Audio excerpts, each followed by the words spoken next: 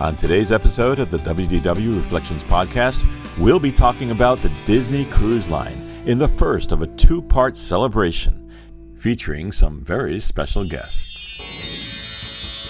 Welcome to the WDW Reflections podcast. Here, we'd love to talk about the Walt Disney World Resort, the way we remember it, how it's changed, and why we still enjoy visiting the most magical place on earth. So come with us on a podcast journey as we reflect on the WDW Reflections podcast.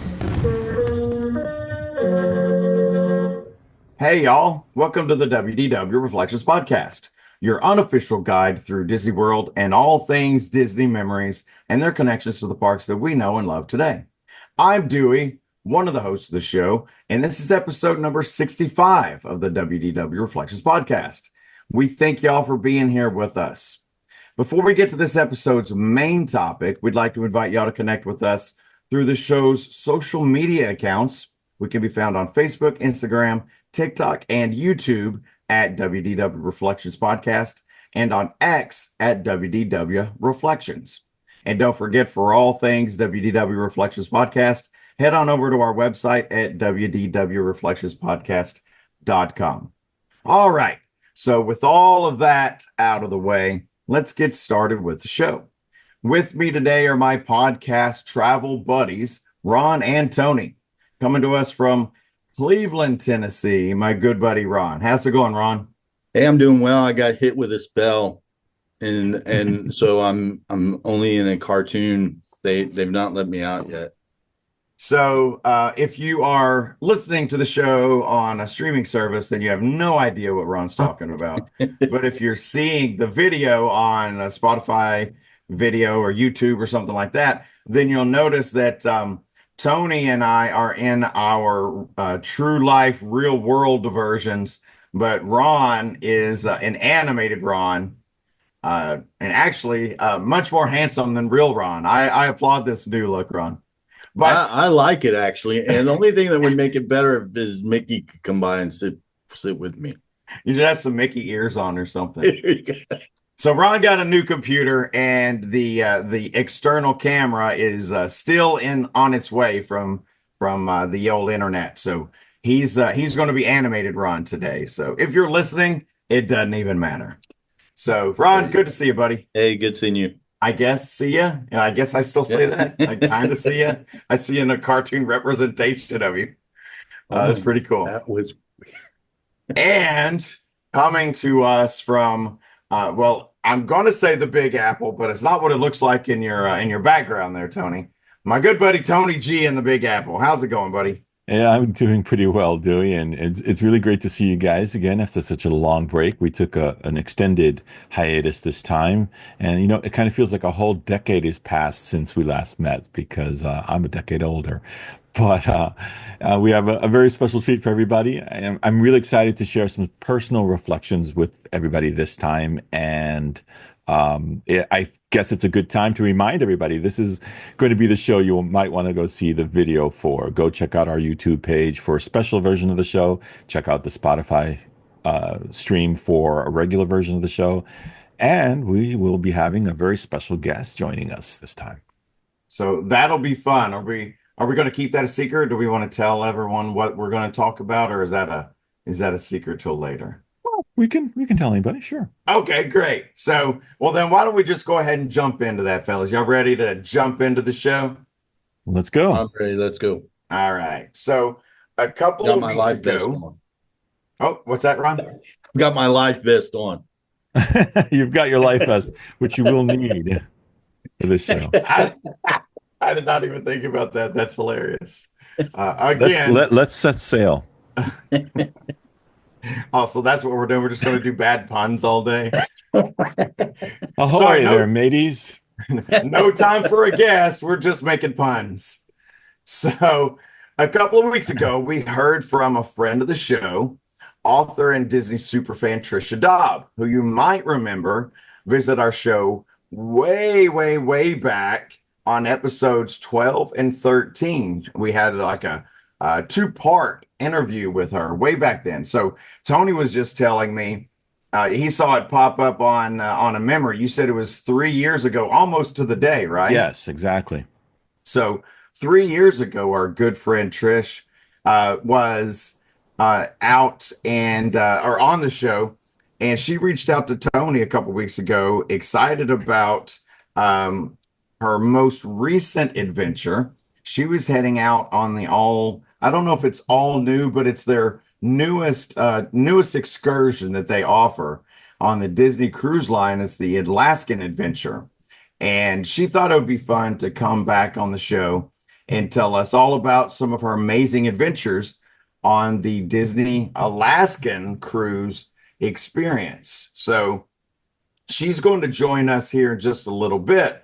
But before we talk about the most exciting experiences available now, Tony wanted to take us back a little bit and give us a little bit of a history and tell us how the Disney Cruise Line got here. Is that right, Tony? That is correct. And I've actually had the good fortune of having traveled on their ships 3 times. It was an experience that I'm looking forward to sharing with you guys. And also, we wanted to welcome the better half of our buddy Tony G, Jen. She's joining us today for this show. They've been on several Disney cruises together, and so she's going to bring her bubbly personality and her Disney Cruise Line expertise to the show. So, Jen, great to see you. Thank you. It's great to be here again. It's all yours. You may take the wheel, Captain. Dewey, let's kick things off with the way this particular Disney journey begins. Listen to this sound.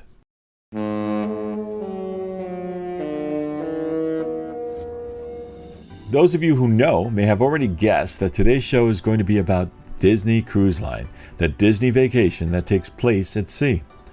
Have you guys ever been on a cruise, either of you?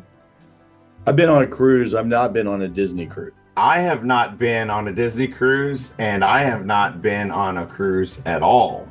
Believe it or not, Disney cruise ships are packed with so much that I won't be able to cover every single detail. However, I'll share my experiences aboard the ships. We can't wait to hear what Trisha is going to add to the most recent experiences she's had. Now, on this show, we usually start off by discussing the history of an attraction, so let's take a look at the backstory. Before starting out on its own cruise line service, Disney originally partnered with Premier Cruise Line back in 1985. This partnership allowed Disney characters to appear on the ship as part of a cruise hotel and theme park package. However, that partnership ended in 1993 when Premier started offering cruises based on rival studios, such as trips featuring Warner Brothers Looney Tunes characters on journeys to Universal Studios. In response, Disney decided to create its own cruise line, designing a ship from scratch for families in 1994 with the intention of launching those cruises in 1998. The first 2 ships of the line, the Disney Magic and the Disney Wonder, were commissioned and built in Italy at a cost comparable to the initial investment in a theme park. Additionally, Disney acquired a Caribbean island known as Gorda Key and renamed it Castaway Key after a $25 million renovation that lasted nearly 2 years. The Disney Magic embarked on its inaugural voyage in July of 1998, departing from Port Canaveral, and that would serve as the home terminal for future Disney ships. The terminal itself went under a redesign, incorporating Disney-themed windows and a dome to welcome guests in an appropriately friendly and magical way, featuring touches such as a model of the ship and live appearances by Captain Mickey Mouse himself. The popularity of the Disney Magic led to the expansion of the line in 2002 and the introduction of 7-day cruises to both the Eastern and Western Caribbean, providing passengers with even more diverse options for their vacations. During the 2005 celebration of Disneyland's 50th anniversary, the Disney Magic set sail for the very first time from the port of Los Angeles. Subsequently, the ship embarked on a Mediterranean journey, continuing those operations until the year 2007. Notably, the Disney Cruise Line pioneered the concept of family cruise liners from scratch. In contrast to other cruises, Disney Cruise Line has no onboard casinos. Instead, it offers adult-only areas such as spas, restaurants, dance floors, and pools to create a peaceful environment away from the potential chaos of young children running around. The first 5 Disney Cruise Line ships stand approximately 200 feet tall and are 3 football fields long. They boast 2 cinemas, 6 restaurants, 9 dedicated kids spaces, 10 pool areas, the aqueduct, 4 miles of hallways, and up to 1,200 staterooms. To celebrate the 25th anniversary of the cruise line, another ship, the Disney Wish, embarked on its maiden voyage just this past year. 4 more ships are slated to join the fleet within the next year or so, including the Disney Treasure, a rebuilt ship that once belonged to Global Dream, which is dubbed the Disney Adventure. That'll be larger than all of the others and offer even more activities and attractions. There's an 8th ship, the Disney Destiny, which is also nearing completion. And at this year's D23 fan event, Disney surprised us all by announcing the addition of 4 more ships to the fleet, and bringing the total to 13 worldwide by 2031. This expansion will ensure that Disney Cruise Line will soon be available from every corner of the globe. Earlier, I mentioned Castaway Cay, Disney's private island in the Caribbean. This exclusive port stop for cruises sailing out of Florida offers sandy beaches, family-friendly areas, and quiet adult-only beach areas. There are also activities, excursions, included food services, and even appearances by the Disney Fab Five, Mickey, Donald, Minnie, Pluto, Goofy, and occasionally even the Chipmunks.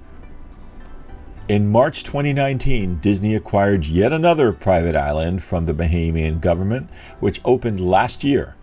Called Lookout Cay at Lighthouse Point, this island provides similar amenities to Castaway Cay, including food, attractions, and activities. However, unlike Castaway Cay, Lookout Cay is accessible only via a half-mile walkway, a structure necessary for the positioning of the arriving vessels.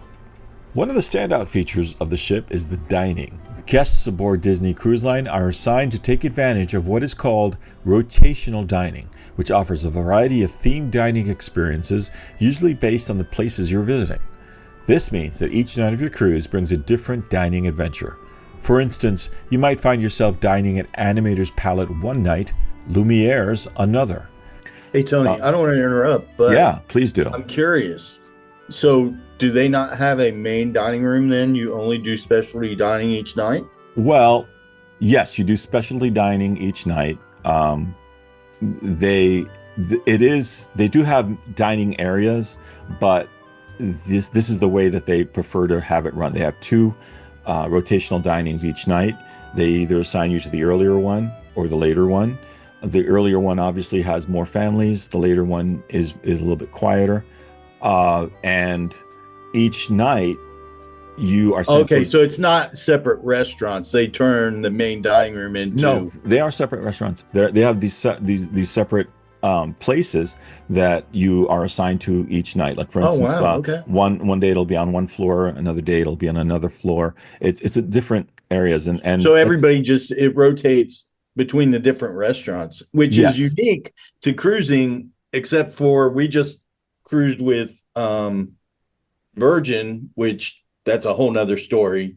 But they do that very similar thing where you don't have a main dining room. You rotate between the restaurants on board. I think it creates a little bit more of an exciting voyage for you, because I've been on Royal Caribbean and on Carnival, and it can get kind of boring if it's just always at the same place. So Disney tries to find a way to make it exciting. I didn't realize Disney did that. That's very unique. I'm surprised more cruise ships have not stolen that ideal. Well, they probably have by now. And another thing that was unique when they first instituted it was that they would have your servers travel to those different places with you. So you'd always have the same people serving you at the different restaurants. And that was great because by the second or third night, they knew you and they knew exactly what to bring you. If they knew that you drank, 4 Coca-Colas, they would have that for you all lined up for you, or they'd bring it to you, or if they knew that you didn't like a particular meal, if you didn't like, I don't know, salad or something, they wouldn't bring it to you. They got to know you, you got to know them. We actually got to, during our first cruise, we got to know a little bit too much information about one of the members who would share a lot, but yeah, they actually make it a kind of a personalized experience that you go through. And it is, you are seated with other families generally, which is standard for cruise lines. However, if you have a party of, say, four, or if you request it, you can have more of a private situation. One of our latter cruises, we took Jen's parents with us, and it was just the four of us at a table. But you can also be assigned to a table in which there are other people who are there for the same reasons that you are. Everybody is friendly, and you can have some fun discussions and make some friends.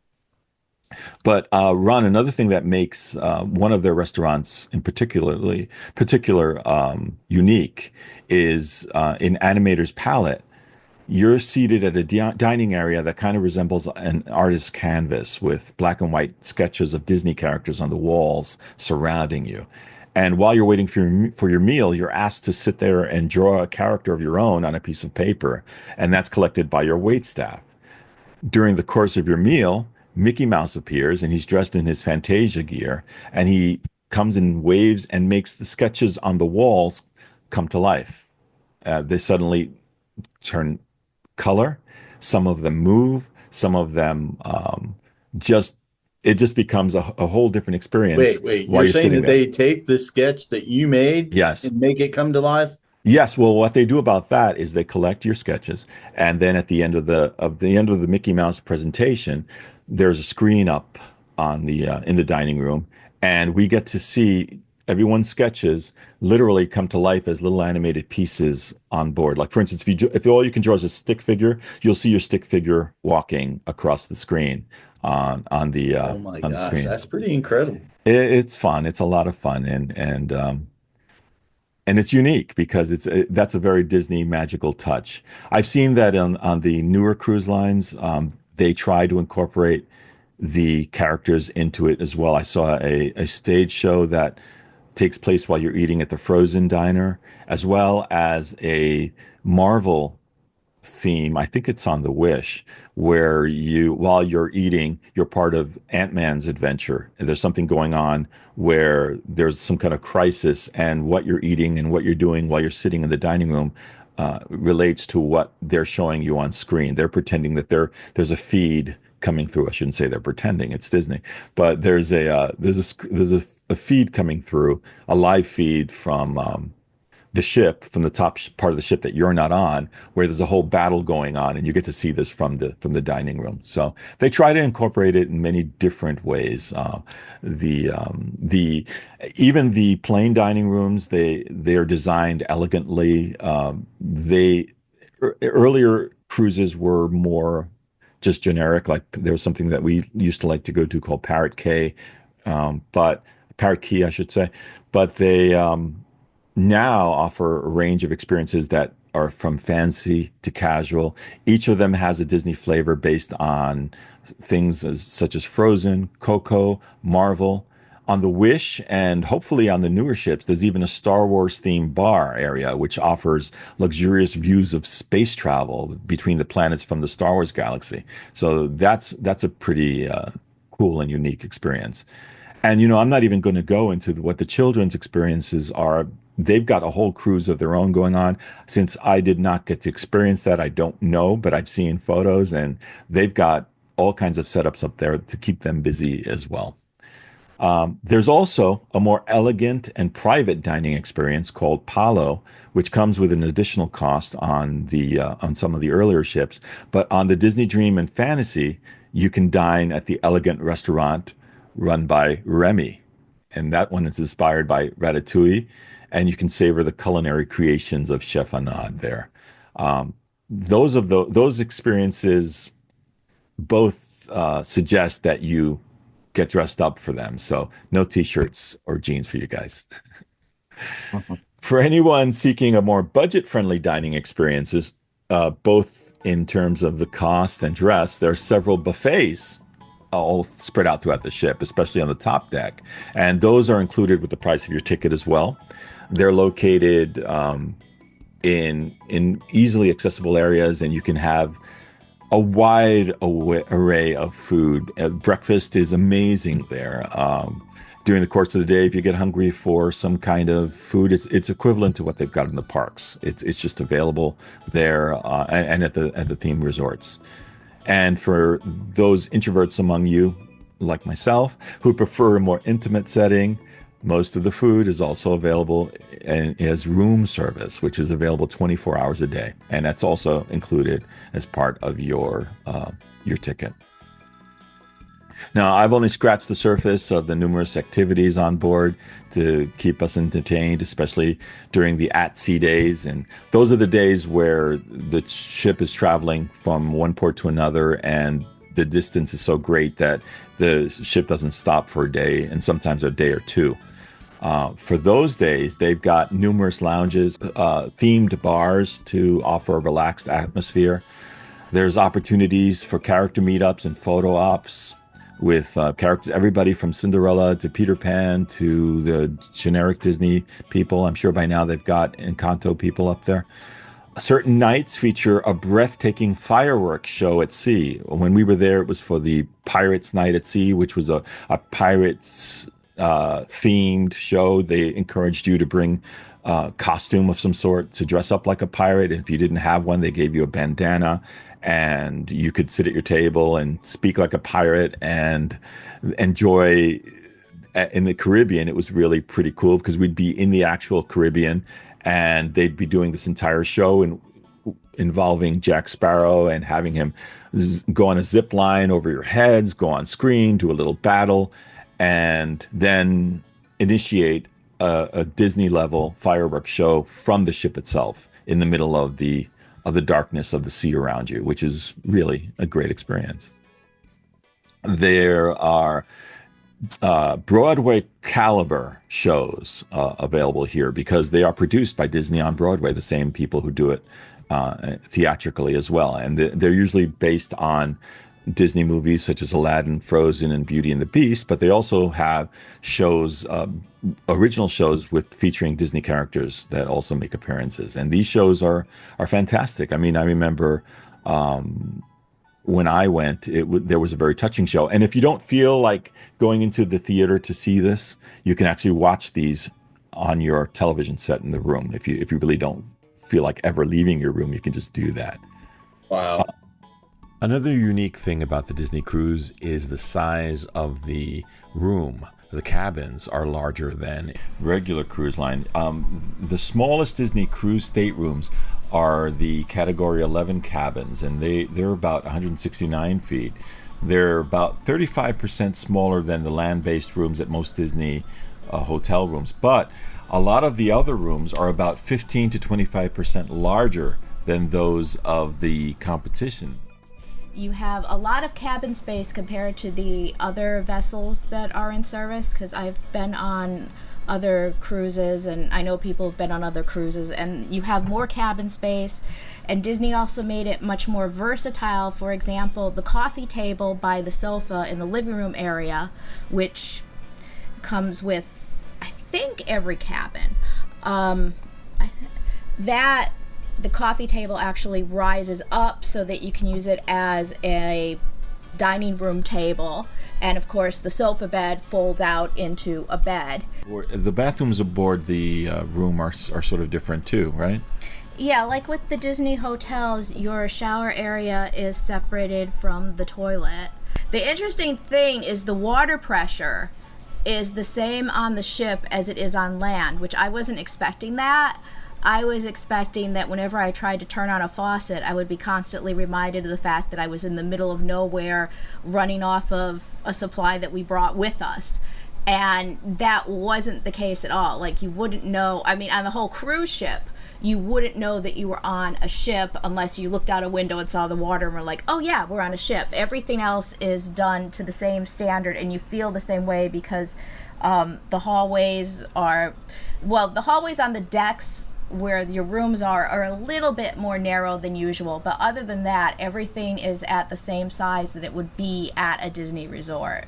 Do you know, when you were mentioning this, you reminded me of the views that we had. We kind of experienced a little bit of everything during the 3 cruises that we went on.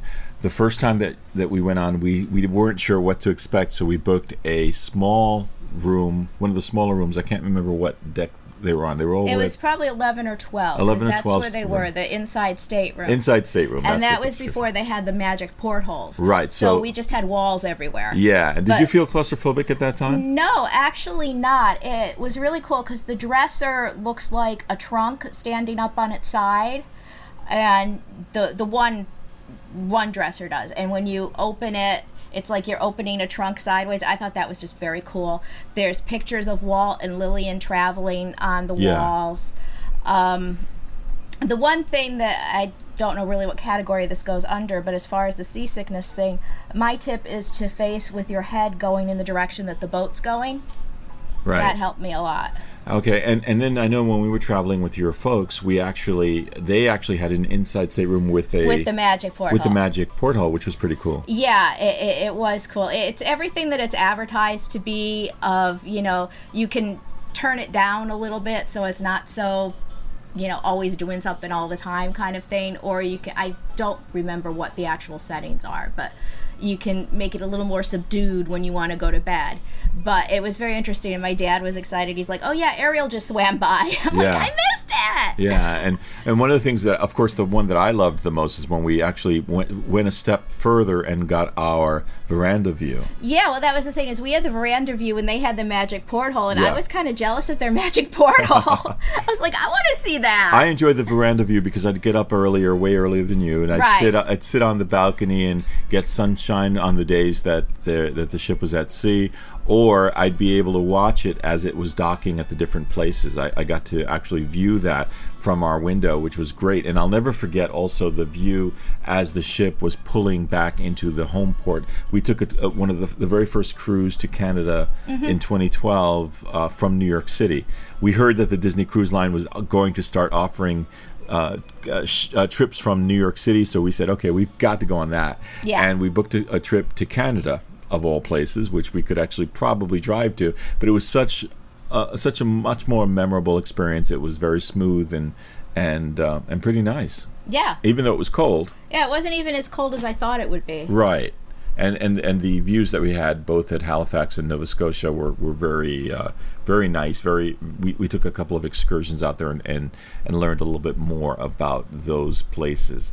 But I will say, and what about the Caribbean? Wasn't that our first trip was probably the best one, I think, because we got to explore the Western Caribbean. That included everything from Key West to the Cayman Islands to Cozumel.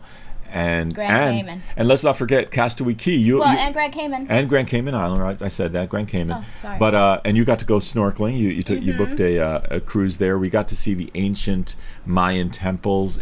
It's everything that you imagine in a cruise, that when you flip through a brochure, that one actually was exactly what was advertised. We really had such a great and magical time then. But Castaway Cay, now you didn't get too many times to visit it because unfortunately for some reason you always kind of get sick toward the end of the cruise. Yeah. But the time that you were on, what do you remember about Castaway Cay? Well, they've made it much better since then. I didn't like the food offerings. The only thing that they had was like picnic stuff, and now they have much better food than that. And I enjoyed the private swim area. It was nice to have a quiet area. It wasn't deep enough to swim. It wasn't deep, and the water was very 3 still. feet deep. And the water was very still, but it was very, very blue. And then there was a whole bunch of seaweed. Right, there was seaweed, and there was even a sea creature, I believe. Yeah, there was a little following baby stingray, I think it was. Yeah. So I definitely would say that if you're going to book a Disney cruise, do as much research before you go on.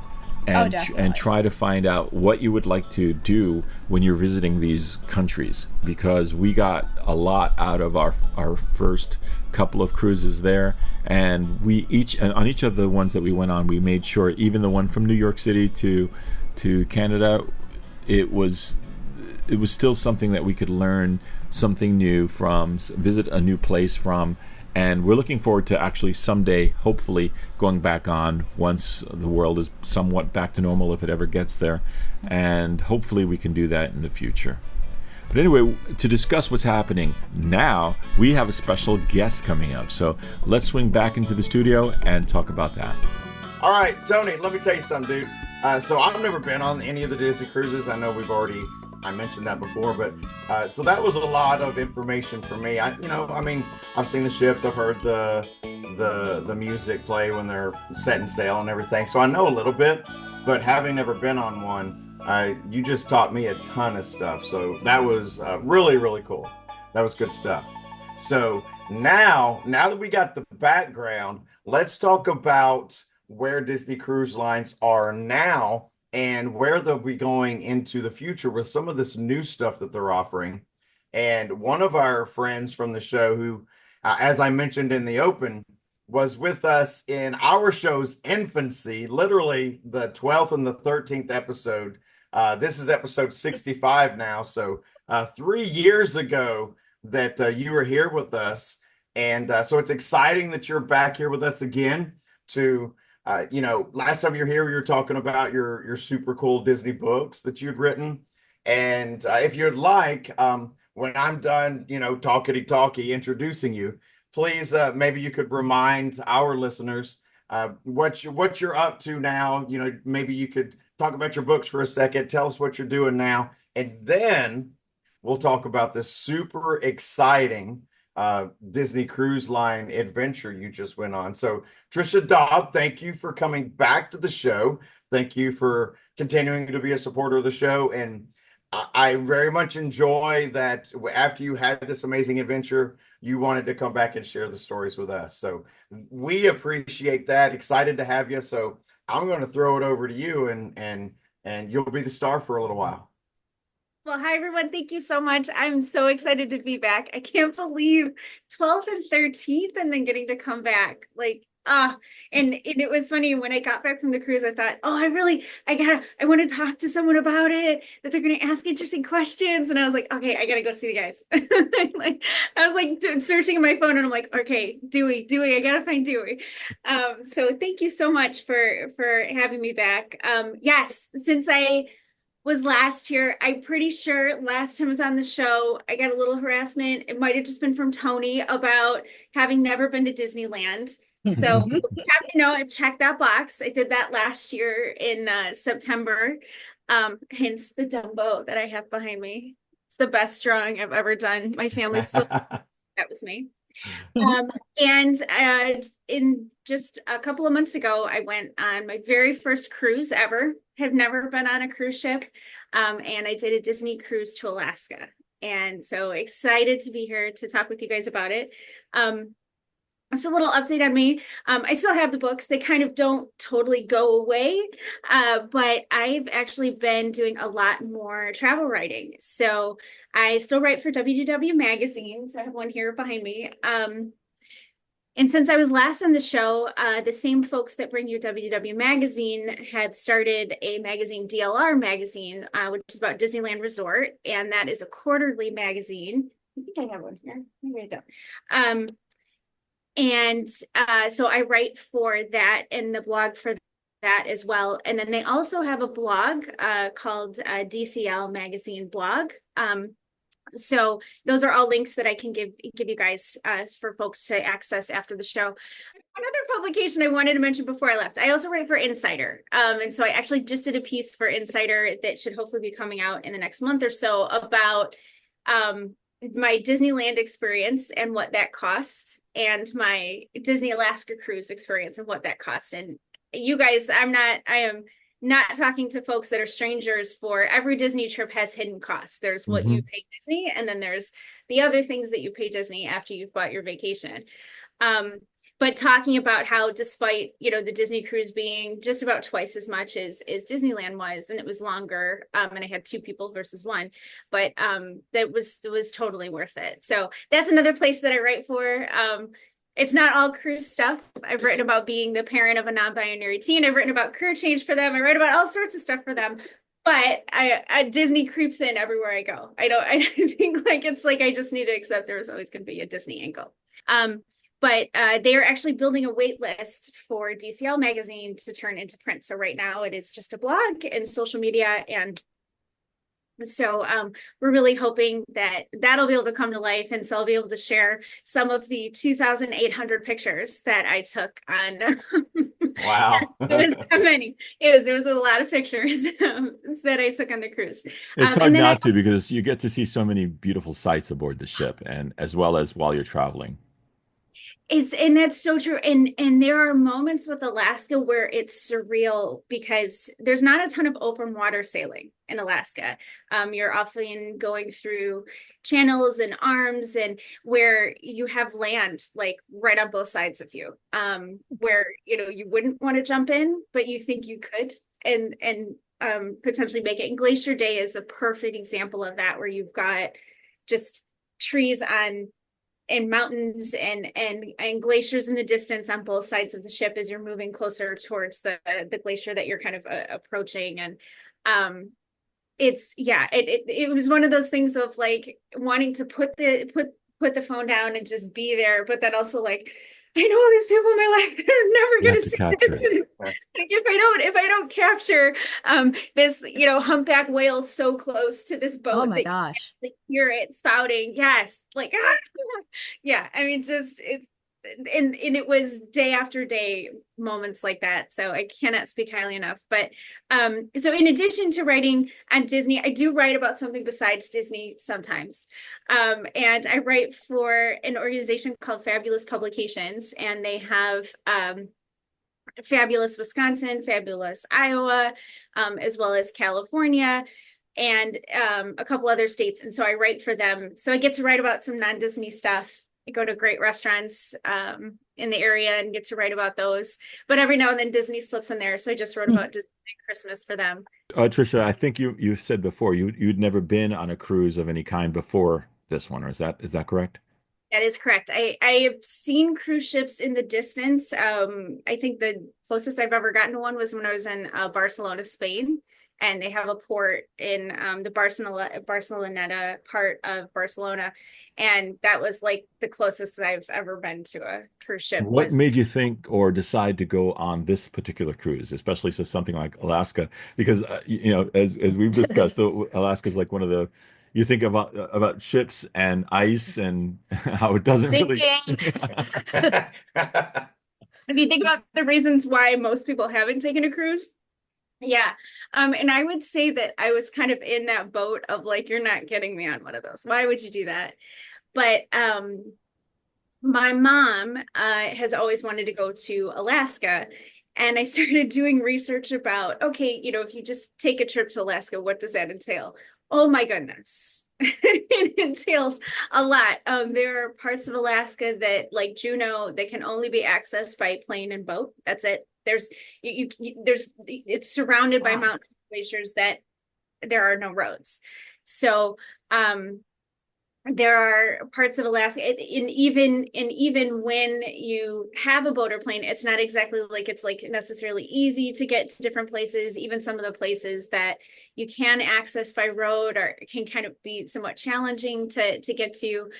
And my mom is a big Disney fan, and the parks are just kind of too overwhelming, right, at this stage. And so I kind of just happened one day and was kind of like, well, Alaska, Disney has a cruise to Alaska, and her ears perked up and her eyes perked up. And so that started the research process, and kind of making the decision of obviously sailing with Disney wasn't really a question for us. And it was interesting. One of the things my mom said is there wasn't at any point, we hit some bad weather, not a ton, but just also you're getting into seaplanes, you're getting on other boats, you're not necessarily in just this like standard type of area and experience. And she said, at no point in time did I not feel safe. It was kind of like Disney vets their port excursion places. There is a very strict vetting process that they do, which is kind of nice to know when you're up in a seaplane and it's, just Yeah. like, Disney doesn't want me to. Yeah, they don't want to have a body count going on. No, they really don't. And there's stories that you hear about cruise ships and But Yeah, no, that's one of the things that I like about Disney in general is that feeling of safety. And I know you still have to be worried about people mugging you and things like that, the humans around you. But as far as the safety aspect of things, of if you have to worry about accidentally being killed, um, Disney, you can feel safe with them. And I like that because we watch all kinds of people who travel internationally on YouTube, not Disney. And it's like, nope, I would not do that. And nope, that's why I'm never going there. And all kinds of stuff like that. And Disney just, it makes it so you do feel safe. And okay, they've never solved the Titanic problem yet. So I want to hear some more about these glaciers. But apart from that, it's good. and it's also when you're going to somewhere like Alaska, where the environment is a huge part of their industry, and frankly part of the tourist industry. And you think about, okay, just being here on a ship is not it is not the most environmentally friendly thing, but Disney, it has repeatedly won their award as the most sustainable cruise line. Mm-hmm. And there were multiple people that we met in Alaska that were locals, including the naturalists that Disney brings on board for Glacier Day specifically, so that they have an expert that kind of talks you through, here's what you're seeing. And Now, I know we talked about, I'm sorry to interrupt you, but I know we spoke about that prior to recording the show. Can you let us know what is Glacier Day? What is that about? What does it entail?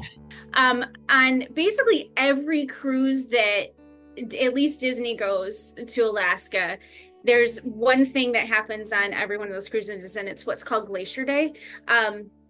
So I actually have a copy of I'm just doing a little show and tell here, but this is something I printed up so that I had easy access to our full itinerary on the cruise. And so that you can see, for us, it was day 3 and it was called Glacier Viewing. And basically, what that day is kind of earlier in the morning, around 7 or 8 a.m. We start to approach an area that's called Endicott Arm, and within that area, and it becomes a part of a national park.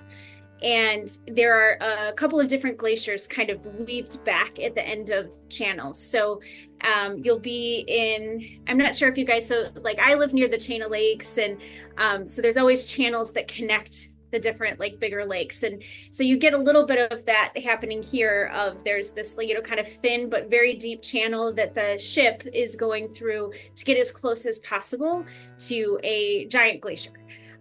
There, in the area that we were in, there's usually 3 different glaciers that you might go to. There's North Sawyer, South Sawyer, and then Dawes Glacier. Dawes Glacier is considered kind of the best one. It is kind of the biggest. It still has the most, at least in that area, that is where the glacier extends into the water. And that's where you get a lot of the beautiful, amazing colors that you see. And I can send you pictures and video. That's where you'll get an opportunity to see glacier calving. And that's basically where a big sheet of ice comes off the glacier. And that's how you get icebergs. So it's just big chunks of ice coming off of the glacier. And we got to see one, we got to see 2 calvings happen. But yeah, so the ship is approaching. The ship gets kind of as close as it safely can, because there are icebergs all over the water. And depending on the time of year that you go, there's more of them. In the summertime, you'll get more just because of the warmer weather, more is coming off of the glacier.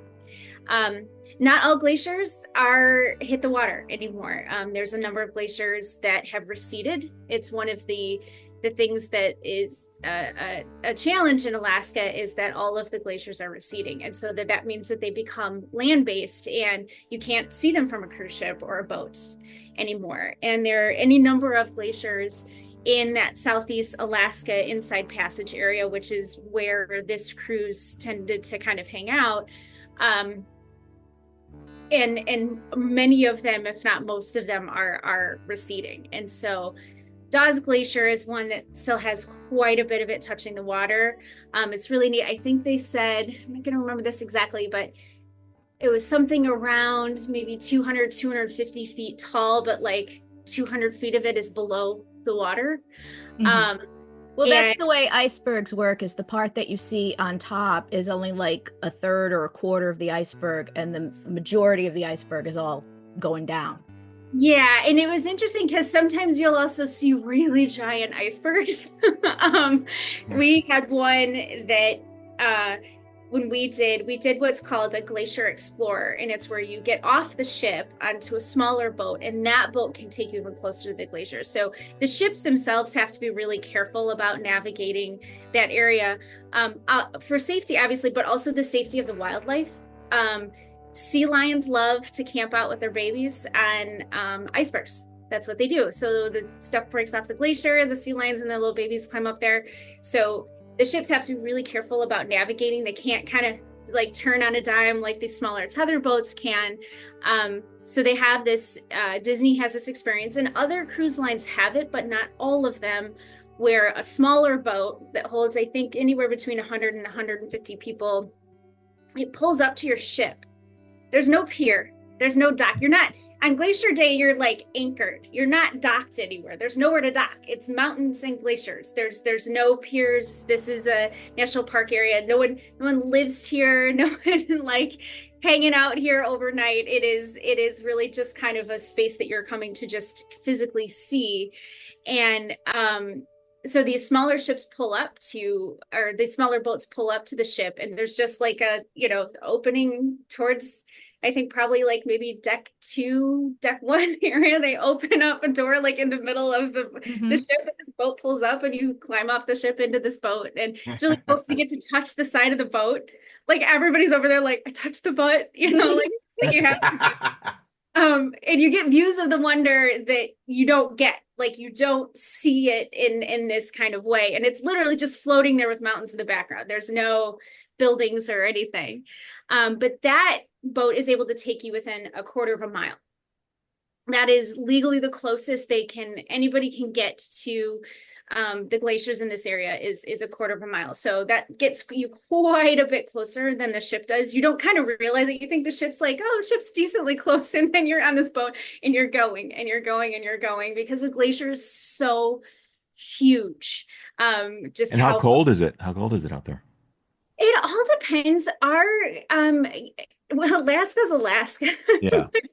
Don't, pack shorts, be prepared not to use them.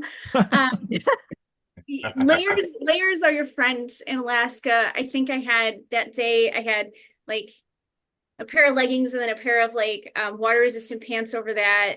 And I think maybe like 3 or 4 shirts, not like big giant sweaters, but you layer, and they warn you it's, when you're on the ship and you're moving, it is cold. It's cold all the time, even when it's sunny, because it's Alaska and it doesn't usually get up to 80, especially we were there at the beginning of September. Their fall winter is like well underway by that point. There are people that have gotten in the 80s when they've been in Alaska. As a state, Alaska's like, that's not a great thing. Yeah, the poor polar bears. Do they have polar bears in Alaska, or is that like in just the Arctic? They do, up in the Arctic portion. So with Alaska, where most of the cruises go is in kind of the southeast side of Alaska, southeast Alaska, and it's like the inside passage area. So you're kind of moving between Alaska and Canada quite regularly. So the glacier that we saw, which was really cool, was I think they said about 35 miles long. So we were seeing kind of the one end of it that extended to water, and then it extended back. And so the first 10 miles of the glacier are US, and then the last 25 are Canada. So that's another like thing with this cruise is you have to have your passport with you kind of all the time because you can like, oops, we're in Canada. Hold on. Yeah.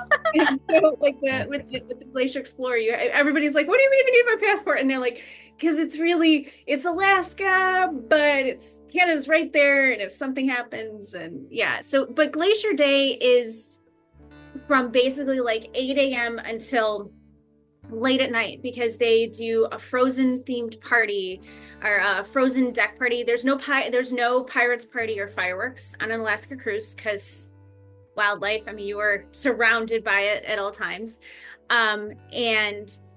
So on Glacier Day, they usually do what they call Freezing the Night Away, which is like a frozen deck show. They bring an iceberg onto the ship And so even everybody can go and touch that. They have characters outside. You will only see them outside on this day. This little guy behind me, Fisherman Mickey, he's one of them. Um, and like, so Disney fans like me get up super early and put on their Disney bound and start standing in line at 8 a.m. on Glacier Day to be able to see the characters Oh my outside, gosh. which is amazing. Did you dress as someone in particular? I dressed as Mickey, so I Disney bound and Mickey, and then I changed to Disney bound Donald and Daisy. Donald and Daisy are easy. They're in buffalo plaid. That's like the unofficial Disney pattern of Alaska. Because like if you back my shirt, it's it's like buffalo plaid. That's what everybody kind of wears. So Hey, so did you get to see Northern Lights? Because that would do that if they could plan the Northern Lights instead of fireworks each time. it's interesting. We had in our WhatsApp group, a lot of people were, okay, can you track internet access in Alaska? Even if your cruise ship has an amazing system, there's times that, when we were in the Glacier Day area, there's nothing around. Wow. Nothing. So there's nothing to get besides satellite. So it's only if the cruise is using the cruise ship is using satellite to provide internet access, because there's no cell towers, and that's really the case with a lot of the places, especially when you're sailing between ports. Some of the ports it's okay, but it's still just not great. It's not the biggest priority, but yeah, it was. So we had a lot of like trying to communicate with each other if someone saw something. I think someone saw a little bit of one when we were there. It just the sun just didn't have activity. But the craziest part is, about I think 2 or 3 weeks after we got back, we had them here where I live in Illinois. Right. And we've had them, I think, like 3 or 4 times this year, and like pretty amazing ones. Now, Alaska, the weather challenges, Northern Lights, middle of the night. Going up on deck 10, I don't care how many layers you put on, unless you brought like your giant Sub-Zero sitting at a football game parka, you're cold. At night, even when it wasn't that cold out, at night up on the top of that deck 10, when there isn't, because the wind's just blowing, right? It's insane. It is like, there were times I think I filmed a little bit of like trying to walk up to the very front of the ship. It's just, the wind is just, I mean, and it's not warm. I was going to ask you that because we took the Canadian cruise, the first one, about 10 years ago, and it was in the April, so it was still kind of cold out. We were still able to use the pool because the pools are heated. But I was going to ask you, what do you do is that area just covered? I mean, what happens there? No, they still have it open. I think if I remember correctly, I think I went in it once. I went in the adult pool. And it was basically kind of like a cold plunge, not that the water was cold, but after getting into the water. There was a kid, I don't know, Glacier Day was like legit cold. It was, I mean, I'm from Chicago, so like cold here is like negative numbers. But when you're not ready for it, especially because we've had a pretty nice summer here, I was not ready for 35, 40 and like blowing. Yeah. And in Juneau we had not so great weather. It was rainy, and it was raining more than it kind of tends to rain in Juneau. But there was this crazy kid on Glacier Day morning that was in the pool, and I was thinking to myself, like, when a bunch of people were saying like my kid got sick, and I was like, wasn't that kid like, because it was so cold. And the pools are only, the Disney Wonder, that's the ship that Disney takes to Alaska. That is the ship that Disney has pretty much taken Alaska. I think since they started sailing there in 2011. I don't know when the Wonder went for refurb, if they made it a West Coast. They made it a West Coast ship. Yeah, but it really, and the Wonder, I think the kind of the most in the US it really gets is it does like a San Francisco, but it primarily stays out in that area. So it does Alaska from May through September, and then it moves over to Hawaii for repositioning, and then it moves out to Australia, and it spends most of the winter in Australia, and then I think makes its way back and does California before going out to Alaska. Um, but yeah, the Wonder's not designed for Alaska. So Holland America has a couple of ships that you can tell they kind of designed it for Alaska. So they have retractable roofs over certain dining areas, Okay. pools, and they have indoor pools. And the Wonder does not have that. But it's also one of Disney's smallest ships at Yeah, capacity. it was one of the two original ones. So Yeah, and Yeah, it's the beautiful. magic and the wonder. And it's a beautiful ship, and it's really interesting to even talk to like kind of locals and people, and they're always like, oh, the Disney cruise is here, so the weather got better, or like the sun is shining just on the Wonder, and everything around it is like kind of gross and muggy. It's a ship that looks so beautiful in that area. Um, there are some ships that sail around there that are much larger, and it's Alaska. It's not necessarily designed for huge giant ships. So the smaller your ship, the kind of more nimble it is and the more it can do. The other reason, I know, Ron, you and I were kind of talking about like why Disney. I can give you a list of reasons to do why Disney if you're going to do Alaska. Um, it is definitely expensive. It don't do not get me wrong. It is not, from what I've read, and it's not the cheapest, obviously, to do through Alaska. But there's a lot that they do. Disney also has some of the longest port call times in for the Glacier Day, as well as when it's going into some of the other ports. So that's something to consider, because this isn't a place that you're going to easily just like hop back to. And having as much time as possible in Juneau or Ketchikan or Skagway is another really great place that Disney cruises visit. So getting to have as much time as possible in some of those areas is really nice. And a friend of mine did a Holland, and they ended up, I think, in Juneau for only like 4 or 5 hours. And the other thing with Alaska is the port's not really where you want to be. It's, you want to get out into the wilderness, you want to go see glaciers, you want to go do summer dog sledding camps and things like that. So the port is just this place that you're starting, and then you have the commute time to get to wherever you're actually going, and getting to actually do something cool and interesting and local is oftentimes away from the port. So I I will think say that's probably a standard across all of their ships. You do love the luxury of being on those beautiful ships, but also the idea is to go and explore the places that it takes you to. And a place like Alaska, which is someplace that it's probably on the bucket list of a lot of people, you only get to see that once. yeah, I don't think, as much as we loved it, I'm like, I don't think I would be doing it again anytime soon. I mean, it's exhausting as well. And Can I ask you what was the what in addition, what were the stops on the ship? What were the ports of call? yeah, our itinerary was, we started off in Vancouver, and that was our embark day was out of Vancouver, and then we had a day at sea, and that's where you move between Canada to Alaska. And so that's kind of whole part. It's not just sailing open water, you're literally moving between two countries. And then our day 3 was our glacier day and our glacier viewing. Our day 4, we were in a port called Icy Strait Point, Alaska, which is basically just like really like cruise ship owned place. It's not like a city or a town. Then the next day we were in Juneau, Alaska, which is the capital of Alaska.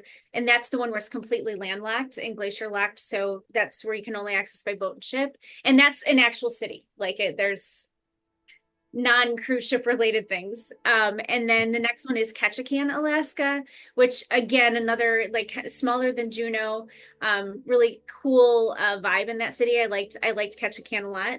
And then our 7th day was at sea, moving again back from Alaska into Canada, and then we departed out of Vancouver.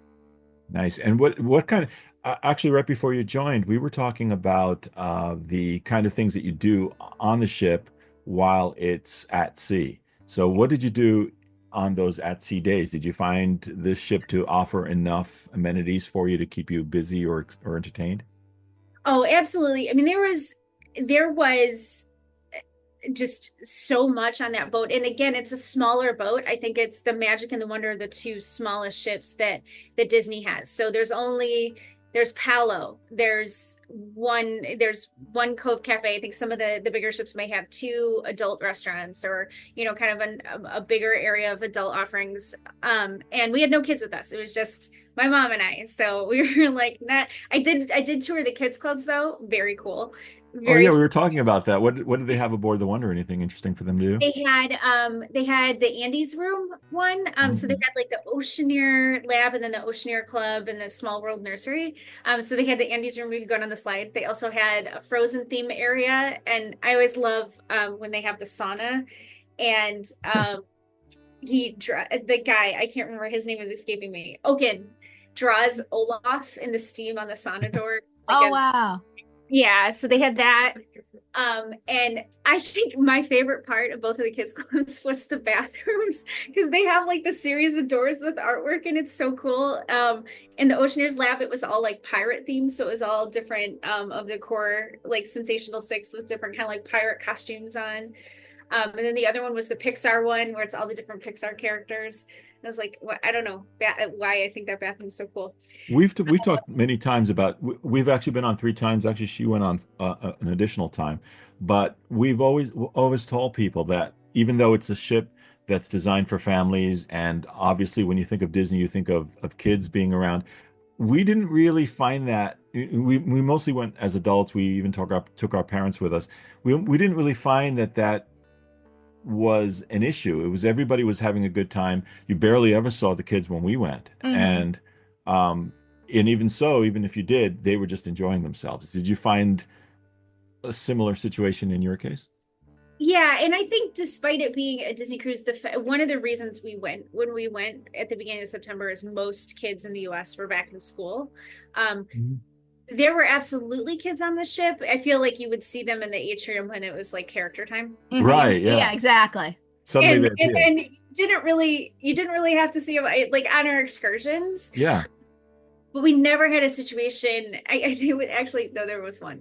So we only ever had like we in our dining rotation, we did the earlier one, the 5:45, Mhm. because it was on an Alaskan cruise, you'll vary between a 2 to 3 hour time difference from where we were. So we're central US. So there were parts when we were in Vancouver, it was 2 hours behind. And then some parts of Alaska it moved to 3. So you could kind of change time zones, which really threw a lot of people off multiple times on the cruise. And they would be like, don't forget to set your alarm. Make sure Oh, that it says this time.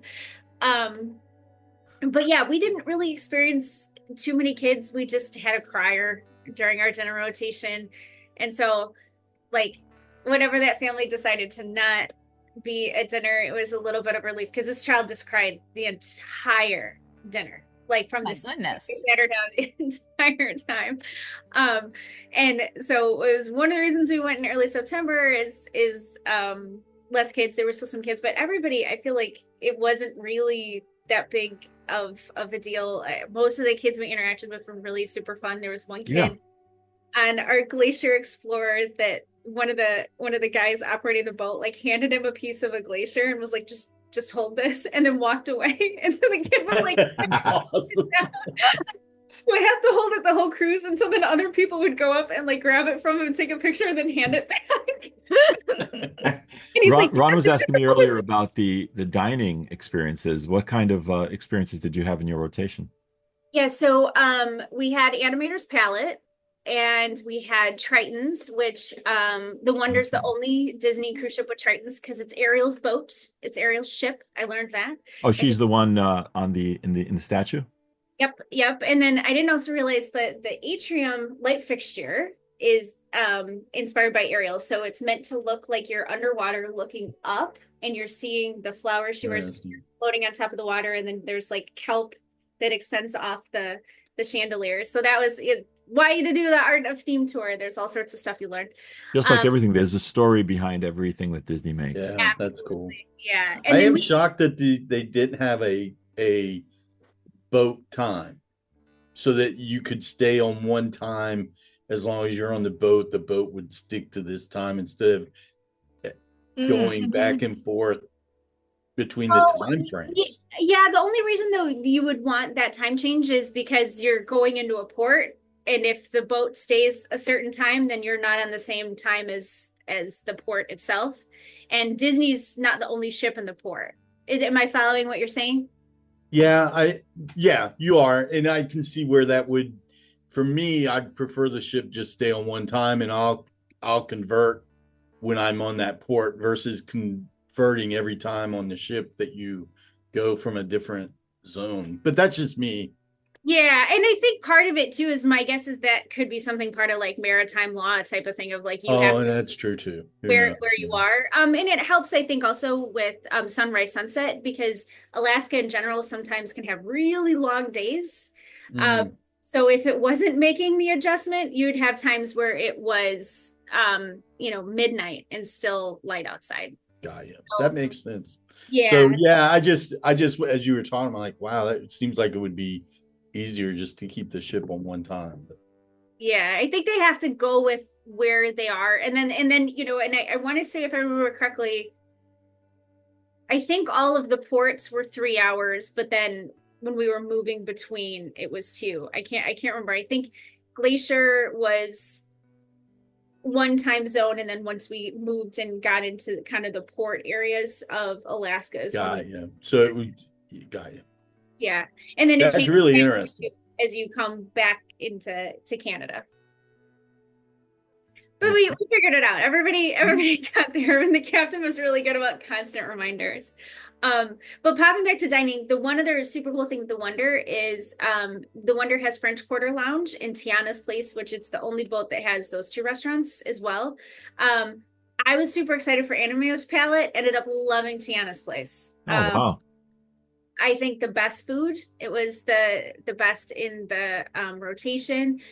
They've kind of pulled back, at least on the Wonder, on the level of what they do at Animator's Palette, which was, I have to be honest, very disappointing for me. Oh, really?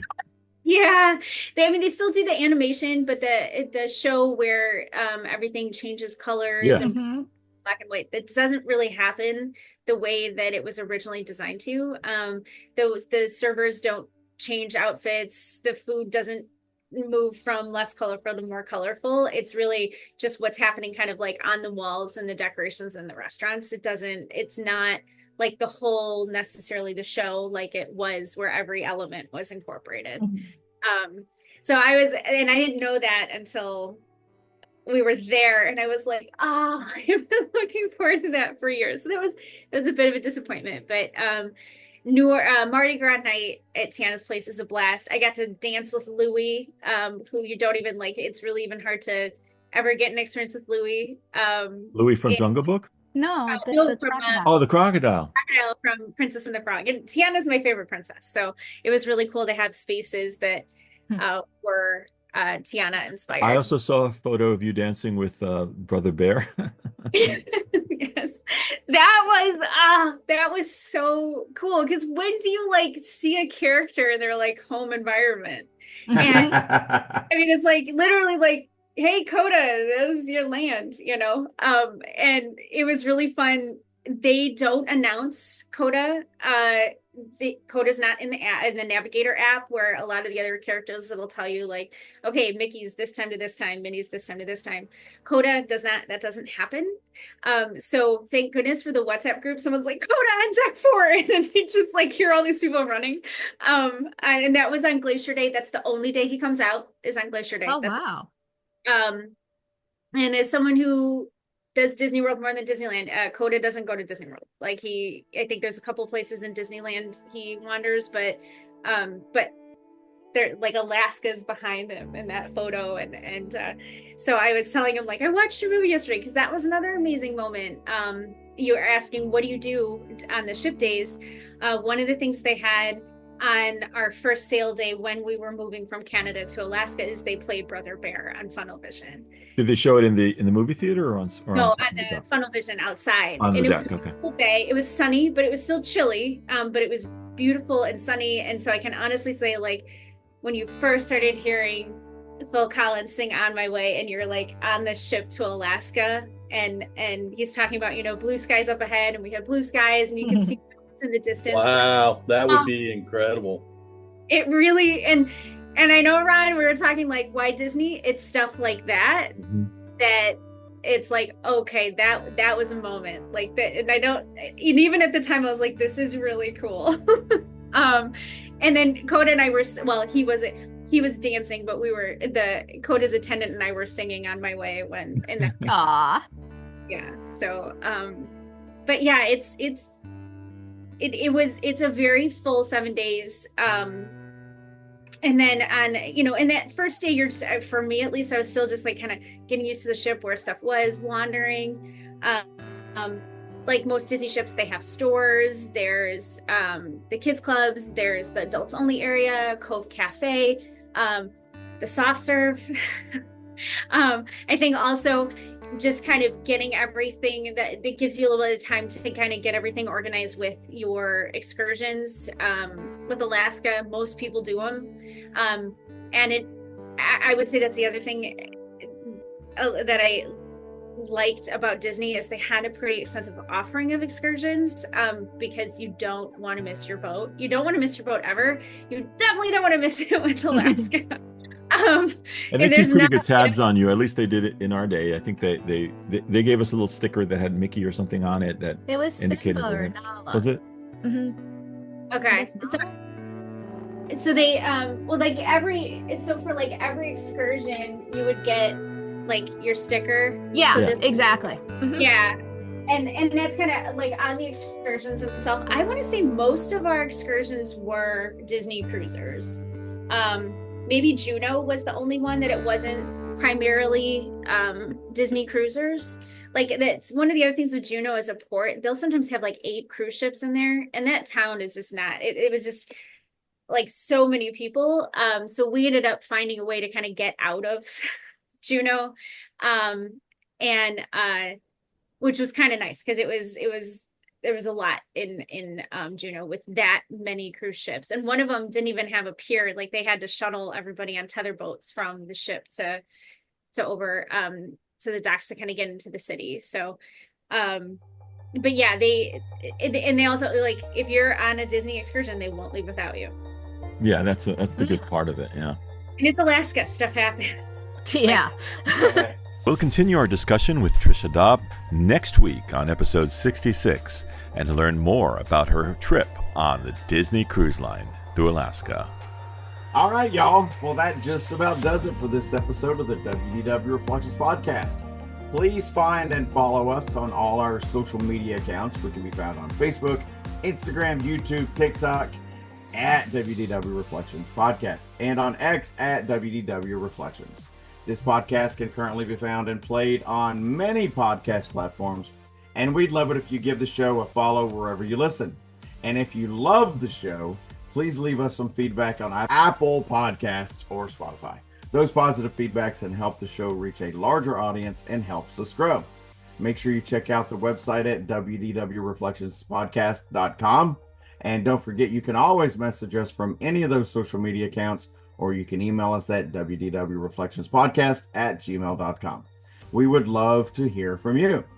And please keep coming back and having a listen with us, because we truly appreciate you.